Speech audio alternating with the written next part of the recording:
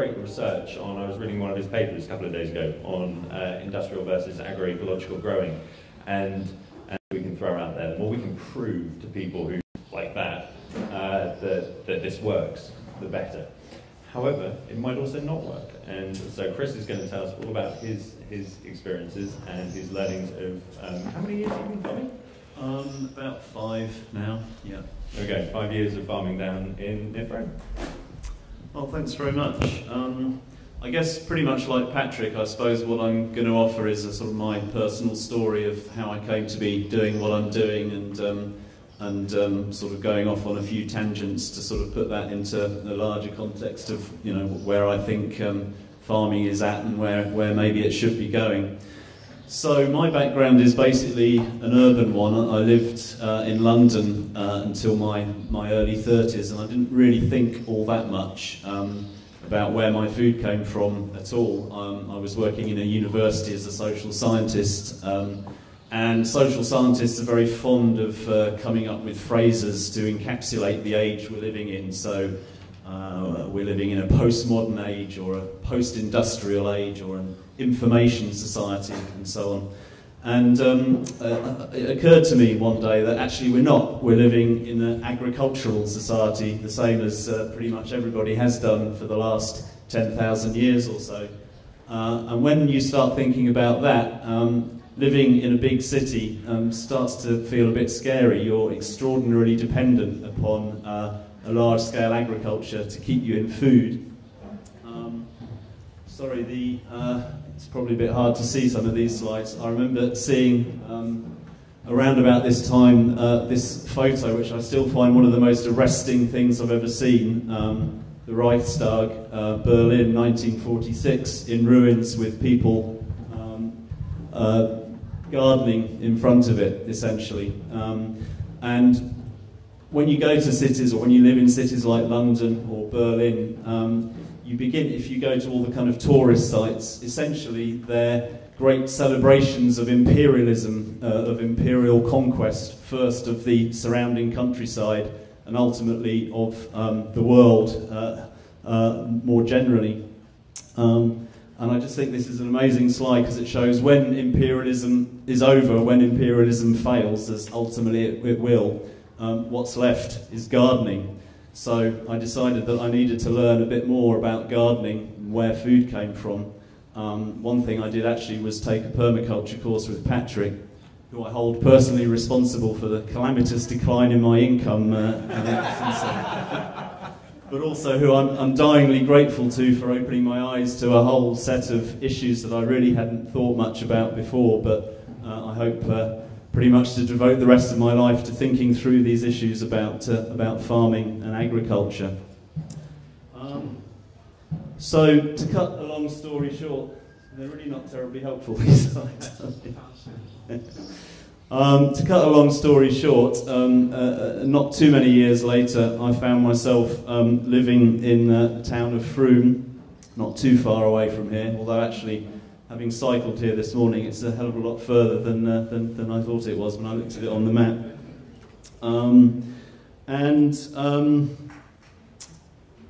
We basically bought a piece of land. I'm sorry, it's not. Can you see that at all? No,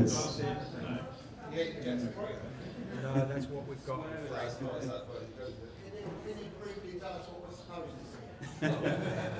Well, I'll do my best.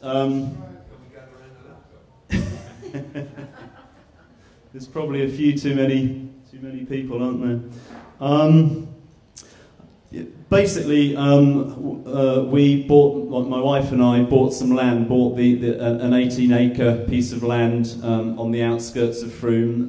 Didn't have residential planning permission. Didn't have a house on it. Didn't really have any infrastructure. It was a field of pasture, and that was possibly our first big mistake.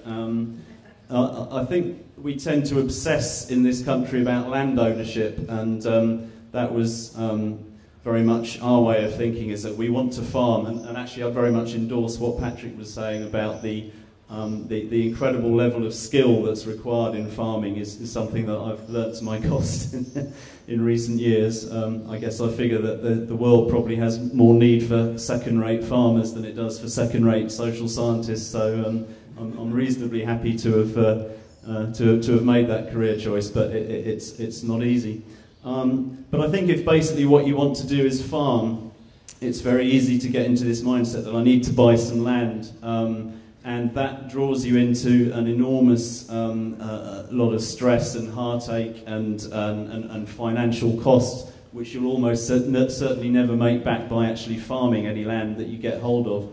I think land, it's not necessarily, if you just want to farm, it's not necessarily hard to access land to farm in some way or other.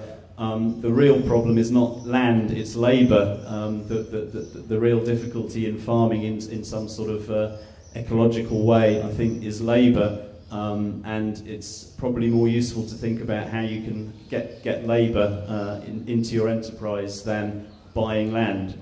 Anyway, we did buy some land, and we started trying to develop it.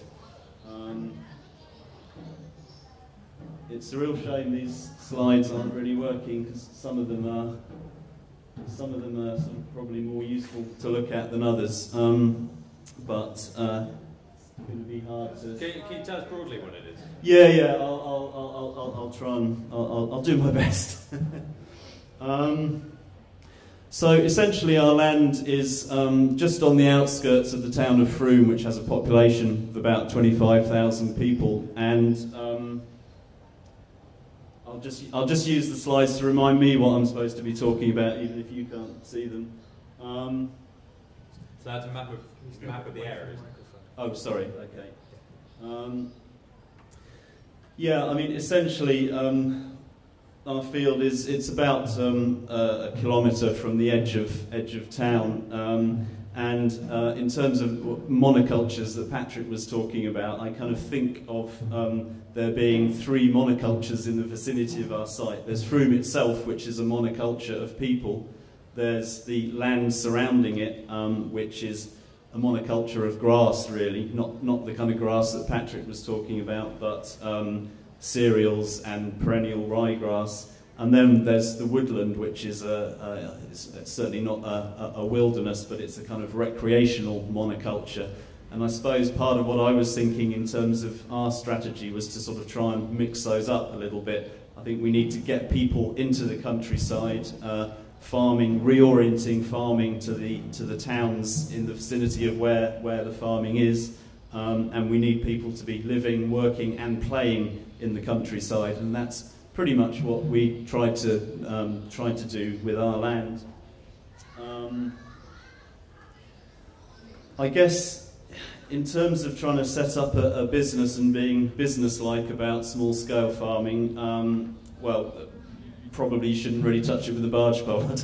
I don't think you can be business-like and get into small-scale farming. Probably the most business-like thing you can do with farming is to get a stockbroker and invest in wheat futures, I'd recommend.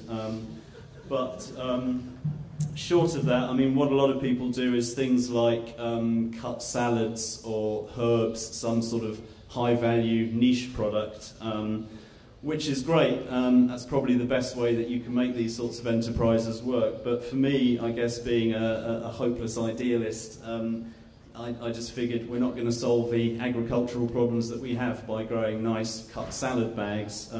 What we need is to be actually producing basic agricultural produce, fruit, vegetables, and so on locally. And so we started up a little market garden and box scheme. I mean, basically the way that we've developed the site is planted quite a few trees, and I'd endorse what Patrick said about tree planting. Think before you plant. I think we should probably have thought a bit more before we planted, although having said that, I don't regret most of the plantings that we did. I think are justifiable. It's quite an interesting debate actually at the moment in permaculture circles. But anyway, we planted a lot of trees. We kept some grassland, but we developed a small market garden and local box scheme.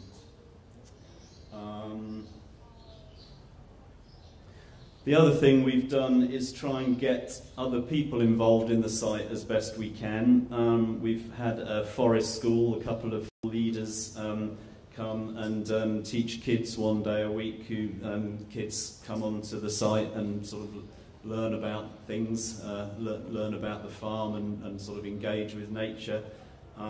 We've developed, well, essentially we let local people, local gardeners come and have little informal allotments on the site. We do sort of garden instruction and so on. I think it's really important just to get people out of the local towns, sort of into the farm and sort of learn about what you're doing. Having said that, it hasn't always been that easy. I think it's, I mean, I guess it's we have a kind of stereotype of farmers and landowners being these sort of shotgun-toting, get-off-my-land types, and I've been really keen not to be one of those. But equally, I think a lot of people can come wanting to use agricultural land and sort of assume, make lots of assumptions about it, and sort of expect the landowner to kind of be the you know, to take ultimate responsibility for everything. And we've come a cropper a little bit once or twice with having these sort of gentlemen's agreements to do things that haven't really worked out. So I think there's something to be said for trying to be clear and hard-nosed even about arrangements and make sure that everybody kind of understands where everybody else is coming from. Nevertheless, I think it's really important to try and get people on site just doing as many different sorts of things as possible.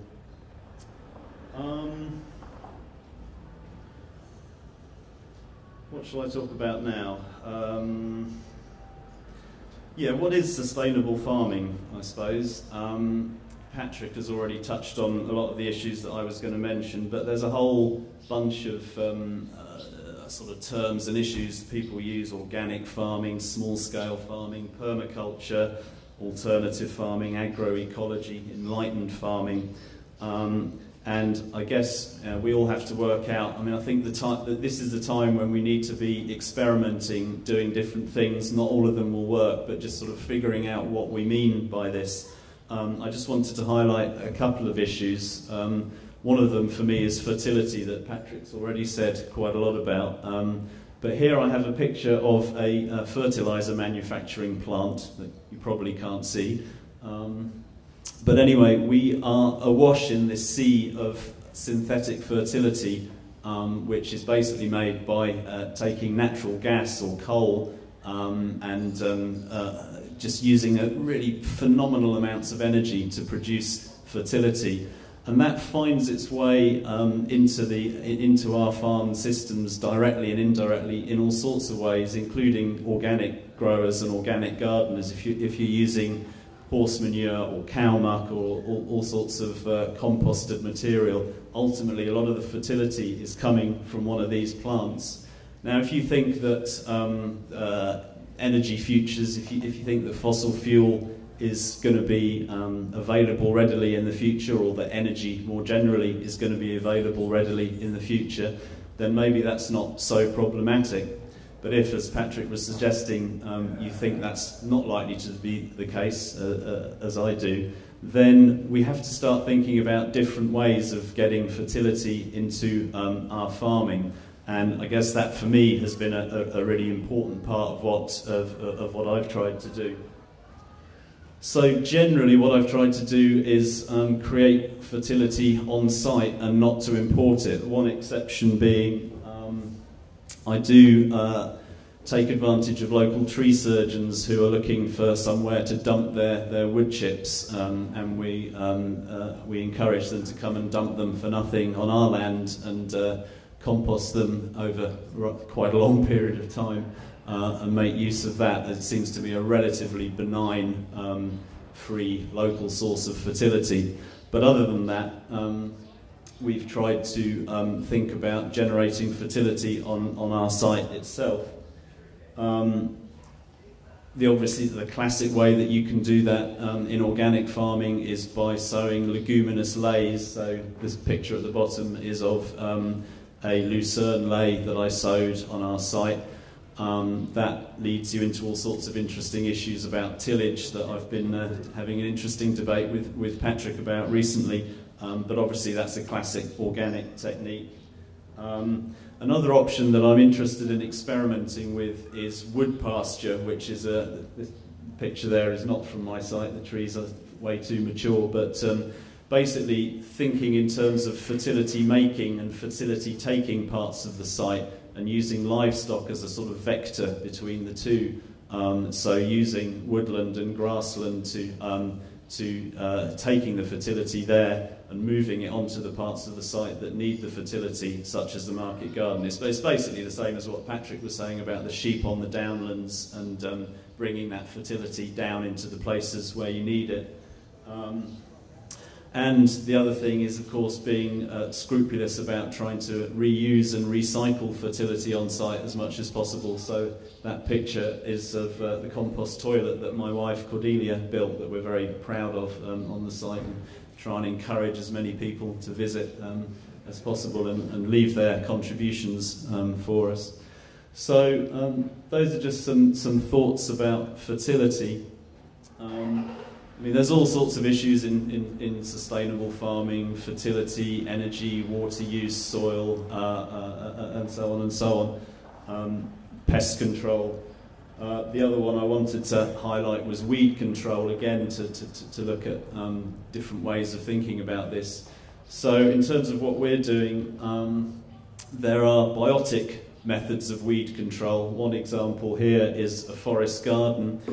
So the idea is that you plant lots of perennial plants together in a sensible sort of design, and the idea is that the weeds can never really get established because you've already got what you want in place. You have to do a little bit of weeding, but you basically don't let the weeds get a foothold. A sort of similar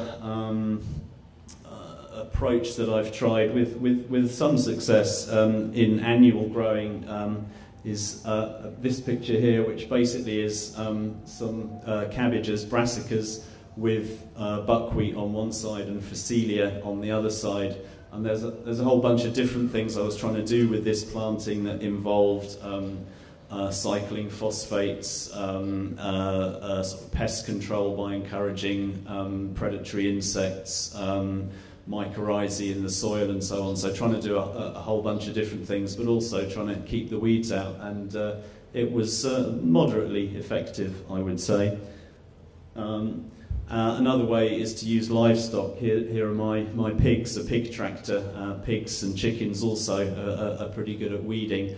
Although once you have livestock, it kind of draws you into a whole bunch of other sorts of sort of ecological issues about how you feed them and where the feed is coming from. But anyway, there's a number of biotic methods of weed control that you can use. Or you can use mechanical methods of weed control. There's a slide with me and my hoe, which I spend a lot of time with. But again, in relation to the question somebody asked about scale, this has very much been an issue on my mind. You know, what is the right scale that we should farm? So with mechanical weeding methods, you can farm, you can hoe, you can basically use hand tools, you can use small-scale machinery such as this little two-wheel tractor, a rotavator with a 5-tine unit on the back. Or the largest scale that I go up to, I've got a 50 horsepower tractor with a spring-tine cultivator on the back. And I think we forget how phenomenally powerful these machines are. I mean, my tractor, 50 horsepower, is basically a toy compared to most modern farm tractors, but it's still essentially at the touch of a button gives me the work of, I would say, probably about 500 people. And a big modern farm tractor is, 2,000-3,000. So, but I pretty much end with my 50 horsepower tractor. But then you can go on in terms of weed control. The picture at the bottom is a sort of 120-foot boom herbicide sprayer. And of course, I don't use one of those. Although sometimes in my darkest moments, I wouldn't mind having one of them in the shed. But essentially, I suppose the question is, where does permaculture, or where does sustainable or ecological farming begin and end? I would argue that it's ended by the time you get to that sprayer at the bottom of the slide, but where does it end elsewhere? I don't know. It seems to me that all of the ecological arguments basically push you to the top left of the slide towards small-scale biotic methods of control, but most of the economic incentives push you further and further towards the bottom of the slide, and that's a real difficulty, I think, with small-scale commercial farming, is doing the right thing, and where do you draw the line?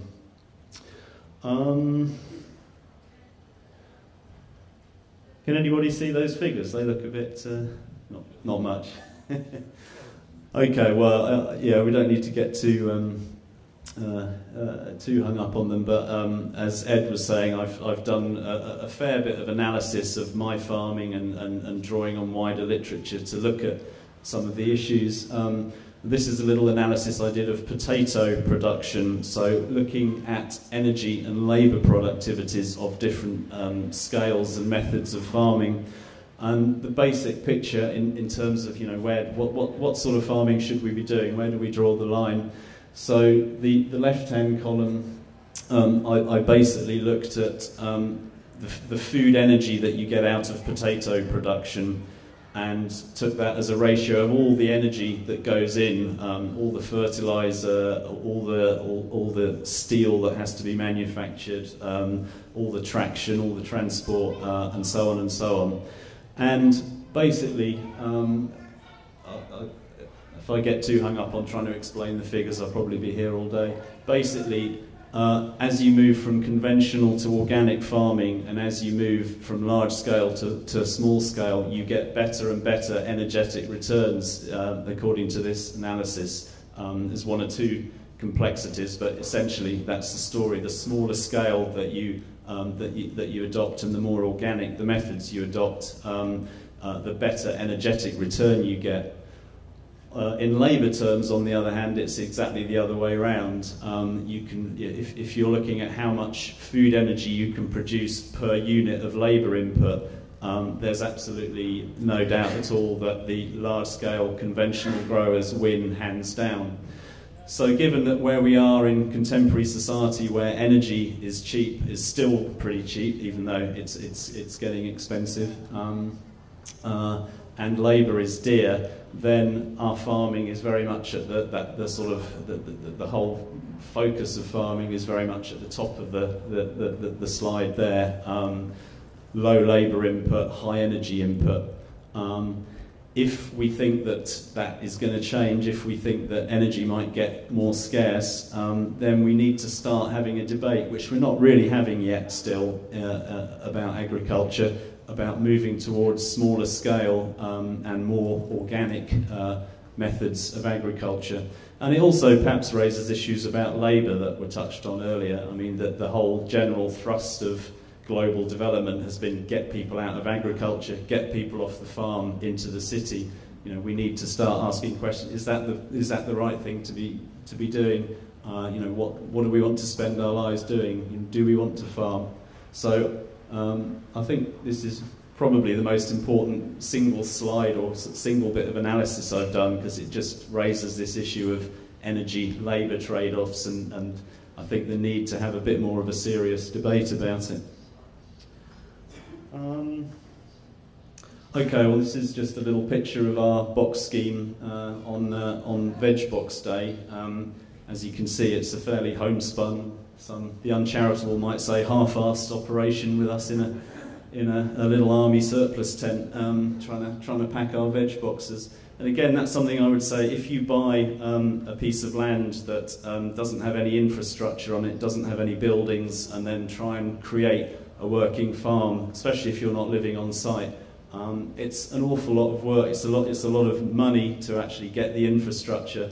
In some ways it's nice because it's sort of a blank slate that gives you the opportunity to design it as you wish, but it's a lot of mental and financial and physical stress, and you end up buying an army surplus tent and making do. I suppose the reason I kind of wanted to get into commercial farming was because I think it's great. It's great if you garden, it's great if you grow stuff for yourself, but ultimately we need a society where not everybody is having to produce their own subsistence. We need people to be growing food for others. We need to be reorienting the countryside to serve the towns that it encircles. So it seemed to me important to be producing stuff for the people in Frome, where I live. The trouble with that is that it draws you into the global food system, essentially, where as a producer of primary agricultural products, you're very much at the bottom of the heap, and it's a real struggle to make it work. We've been lucky in many ways. We've got a lot of great people locally who understand what we're trying to do and support what we're trying to do. Although I've been a little bit shaken this year, it's been a dreadful growing season. We've been putting kind of cabbages and swedes in people, sprigs of rosemary in people's veg boxes because we haven't had anything else to put in. And I mean, you always figure that one or two people will come along, try a veg box, and have it for a week or two, and then go back to Sainsbury's. I mean, you expect that, but something like, I would say, maybe between 20 and 25% of our customers are people who've been with us a long time, who really sort of, I think, get what we're trying to do and what the kind of issues in the food system are, and kind of I felt supporters no matter what. But we've actually lost quite a few of those people this year. The sprigs of rosemary and the swedes proved too much, and a number of them jacked in the veg boxes and went off to Sainsbury's, which I was I sort of found a little bit of a shock to the system. So it's quite difficult, and I think the level of debate about food and farming is quite low, generally speaking, in this country. You know, we've had customers who've said, "Oh, I've got this other veg box, or this local farm shop. They do organic stuff for cheaper." And in fact, it's not organic. It's just stuff that's presented in these wicker baskets, which kind of looks organic because it's kind of it's presented as if it would as if it must be good local stuff, but it's not. So it's quite a struggle, basically, to put yourself out there producing commercial veg when it is just so cheap, and there's so many sources of food, and people don't really understand why the stuff that we're producing is so much more expensive. And I have to admit that it's got to the stage this year where, sadly, we're actually shutting our box scheme down in 2 weeks. Because we just, it just financially it hasn't really worked, certainly at the end of this growing season. But it's not all doom and gloom, because I think we've established quite a good reputation in Frome over the last few years. And I think if you do actually try and run a business, try and make something work, I don't think the planners at Mendip District Town Council, sadly, take us very seriously, but a lot of other people in the town do, and there's quite a lot of goodwill, and that has given us some opportunities to link in with various other community organisations, and it's all kind of ideas circling around at the moment. But hopefully, I think we will be able to restructure it as a non-profit business, and try and draw in the community a little bit more. So I'm sort of hopeful that it will, Vallis Veg Mark II will sort of rise again. And I think in many ways although doing what we've done was completely mad from any sort of business or work perspective, I don't really regret it. And I think in some ways it will be easier to make it work and to relaunch it as a community enterprise than if we'd gone in initially without any kind of real farming experience or any kind of business behind us, and just sort of, I think if we tried to make that work initially, we would have foundered, whereas I'm moderately hopeful about the possibilities for the future. But I still think we're not really there yet in terms of wider public understanding of the issues facing us in the food system and in farming. So I wouldn't want to underestimate or understate to anybody the difficulties of actually trying to do primary agricultural production in some sort of ecological or sustainable way. That's probably it, actually. Sorry the slides didn't really work, but anyway. Oh, sorry, one last thing. Again, you probably can't see, but if you're interested in what we're doing and in some of the data I've been presenting, you can look on my website, vallisveg.co.uk, or also my blog where I sort of talk about a lot of these issues, which is veg-boxpeasant.com.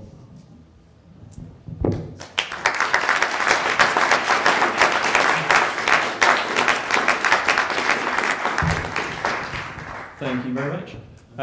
So we've got, I think we'll do about 5-10 minutes Q&A now, because there are, I suspect, going to be lots of questions coming out of that. And I've certainly got a few, but let's go to you guys first. Do you have a question?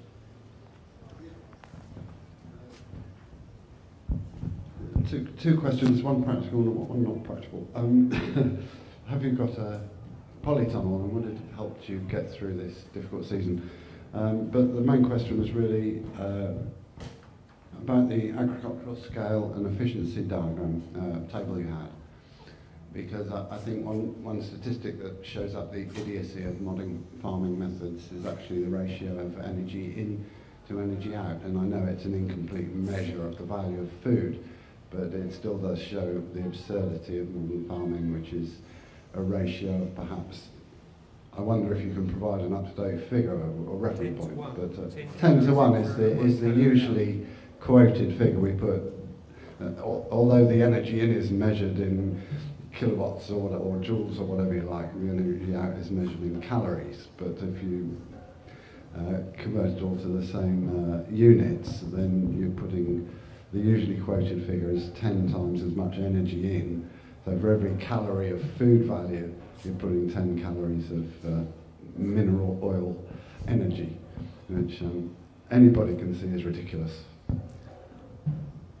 Yeah, thanks for that. I mean, I've seen that 10 to 1 figure quite a lot, and I think it's a little bit I'm not convinced that's totally the case. I think it might be an American figure and it may be true there because they like their big machines over there even more than we do.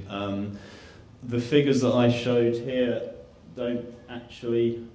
Unfortunately, I standardised them to the large-scale conventional to make it easier to see, so it doesn't actually give you the underlying ratio.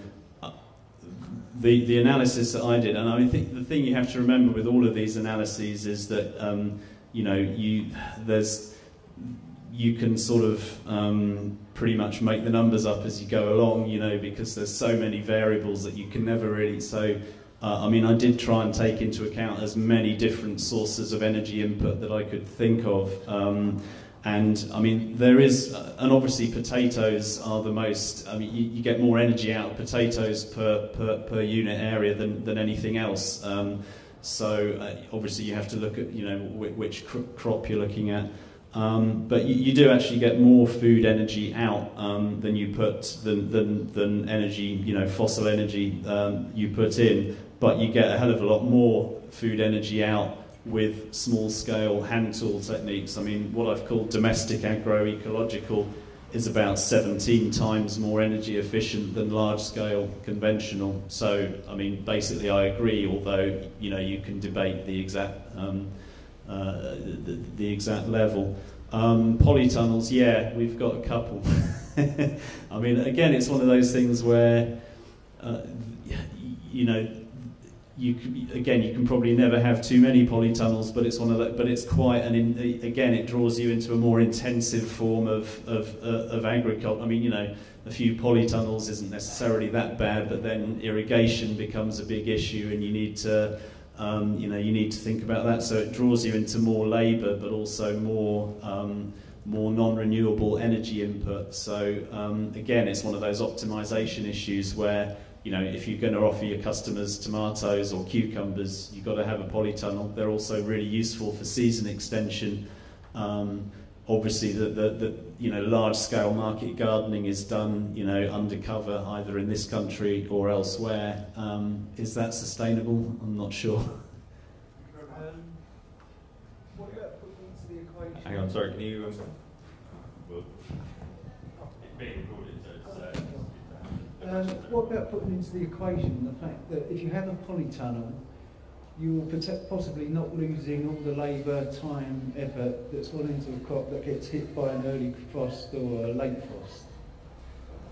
Yeah, that's a good point. Yeah, I mean, the polytunnels, in my experience, are not a panacea. You still, I mean, if they're heated, then you don't. But then that, again, that's you're sort of amping up the energy that much more. They're not problem free, but they do give you more control. And I mean that crop loss is certainly an issue that that has to be taken into consideration. I mean, I do actually take it into consideration in these figures because yields per hectare for organic growing are less than for conventional growing. I mean, again, that's another debate we can have, but I've taken that into consideration here because you do lose crop. And the other thing is that if you're trying to earn some money out of it, that you can be out of season. You can get in just that little bit earlier, and your profit margins would be handier. You can do, but it's very, very... I mean, I suppose I've come to the conclusion that I'm not sure I want to go down that route because you have to put a lot more work in to bring the crop in early, and the time periods are so tight that if you... I mean, if you're growing your early potatoes in a tunnel or something to get it there when, the price goes up to sort of 4 or 5 times what it would be, but if, you put a huge lot of intervention in to get it there, and if it doesn't work, you end up... It's quite a high risk, I think. But, yeah, I mean, that it is an option for sure. Okay, time for just a few more questions. Patrick, and I'll come to you. Just before I ask my question, I'd like to say that 10 to 1 figure does include driving to the supermarket, all the energy that's used in the supermarket, and you actually cooking it when you get home. Right, okay, that's interesting, because my one included driving to the supermarket, but not cooking and the actual supermarket infrastructure itself, which I think when you think of all the the lighting and the freezers and the logistics and so on. So I mean that's exactly an example of where you draw the parameters around these. Makes a difference, but it does show you which bits which bits really use up the energy, and it's not necessarily the farm itself. It's the it's the food system which the farms are feeding into that's a big issue. The question I had, is this thing working? Yeah. The question I had is about right at the beginning. You said owning the land is not critical, but labour is. Can you just expand on that a little? Well, I just think that I don't know. The sort of debates that we've had in Frome with the transition group, people sort of say, we've got to get hold of some land. We've got to buy some land in order that we can, sort of grow things in a good way. And I mean, land is there's lots of underutilised agricultural land. It's relatively easy to rent land. I mean, obviously there's questions of if you're putting a lot of if you're investing in it, you want to have a sort of good agreement with the landowner so that it's not all taken away from you. But I think we tend to obsess a little bit too much about buying land and owning it. And I think the biggest problem. Well, I think everything that we've been discussing this morning so far has pointed to the fact that small-scale sustainable farming is labour-intensive, and you don't get much money for farming. People are busy. How you actually get the labour into it is more of a problem. And there's obviously the community-supported agriculture model, which I think is great, but I think a lot of CSA schemes struggle. And I've seen in the sort of the OGA, for example, you're forever seeing adverts saying, you know, CSA scheme, newly started, seeks grower. You know, basically you're going to be earning the minimum wage. You know, you're going to be expected to find your own accommodation and to be, you know. So I think it's the labour economics of it that are more difficult than getting access to land. But having said that, I mean, I think land ownership, land tenure, you know, it's in a dreadful mess really, where we're at in the country. You know, we need to find better ways of you know, people being able to access land and do good things with it. But just from where we're at the moment, I think people can get a little bit too obsessed with buying land when, you know, land is available. The question is your production model and where you get the labour from. Okay, let's bring that up at the Q&A at lunch. So we've got 2 quick burning questions. So I'm going to take both questions at once, and then we'll have a quick break. Thank you, Peter Hillary. Sorry, I missed the first bit. Very interesting talk. This land you got, how many acres was it again? 18. 18 near Frome, and it was clear ground, obviously. It had been used. Originally it was a dairy farm that was split up, but it was basically just been used to graze dry cows. These were the fields of the dairy farm, yeah. And so you've got your polytunnels on it, and other buildings. You need a barn, yeah. Well, like this one. That would be. Yeah. So on your land that you've got, have you got a bit? You managed to build one of these? No. I mean, we've got permission to build one, but you know the economics, you know, make it difficult. So we're sort of making do with things like army surplus tents and shipping containers and. You've got some shipping containers. Yeah, one. And then you've got planning permission to build a barn. To build a barn, and we've got residential permission pending, very pending. Pending. What does that mean? Sorry. Well, we've applied, yes. and the council are thinking about it. Okay, very slowly. Okay, yeah. I just wonder. It's a wonderful thing to do, and it is bloody hard work. Yeah, I know that. But I just wonder that everyone is trying to do this, and you first of all you get some land, and there's a farmer near where I am in Henstridge. He's bought the land, he's actually got he didn't get permission. There was a small little building, but it went huge like this with concrete base and a great barn. And then, of course, he has ideas in the long distant future, because he's ploughed in water and electrics and everything, and some of it done legally, some not. And then he's just built a little farm shop out of one end of this barn.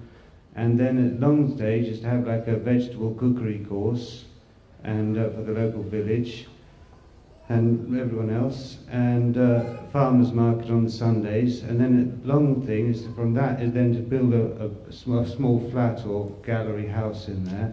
Basically, this is all becoming built on land, and I just wonder, because we're experiencing in the last 15 years the land grab, yeah. Everyone's waking up to the fact that we've got to grow our own vegetables and have our own plot, and it looks attractive and it's wonderful, and we all want it, a piece of land.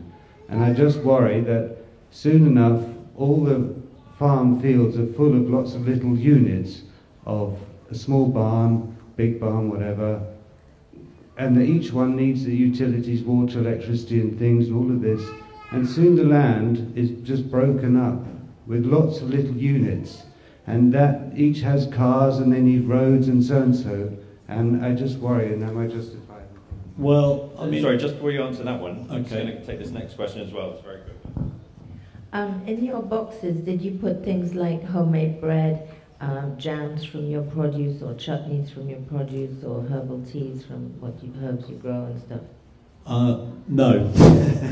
I mean, you know, there is a case for adding value in that sort of way, but, you know, the way that you add value, again, on small scale tends to be quite labour intensive. So, you know, I don't think that there's any sort of real, you know, other than doing something like a, you know, specialist cut salad or, you know, very high value labour intensive sort of stuff that is labour intensive on large commercial scales as well.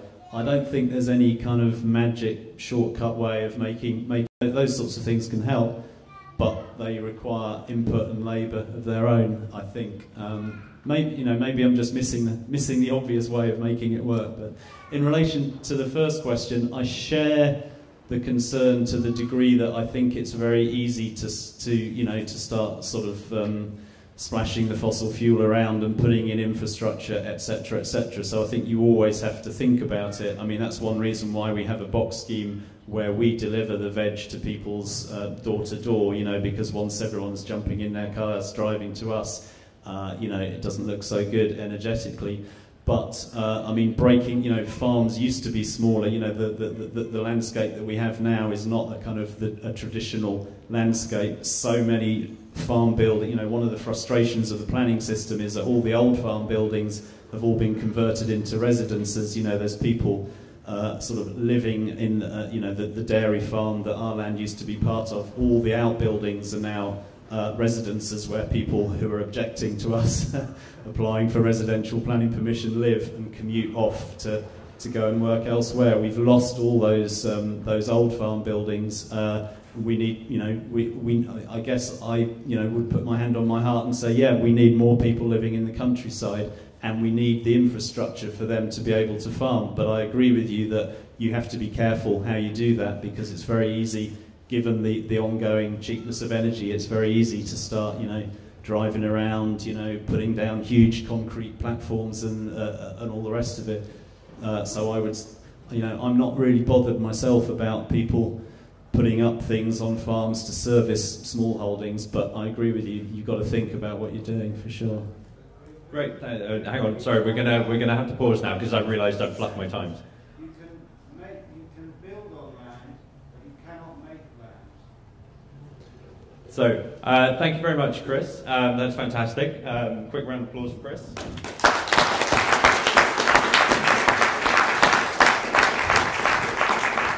Thank you very much. And now I've slightly fluffed my times, so we're 10 minutes late at the moment. So we're going to have a quick 2-minute break for tea and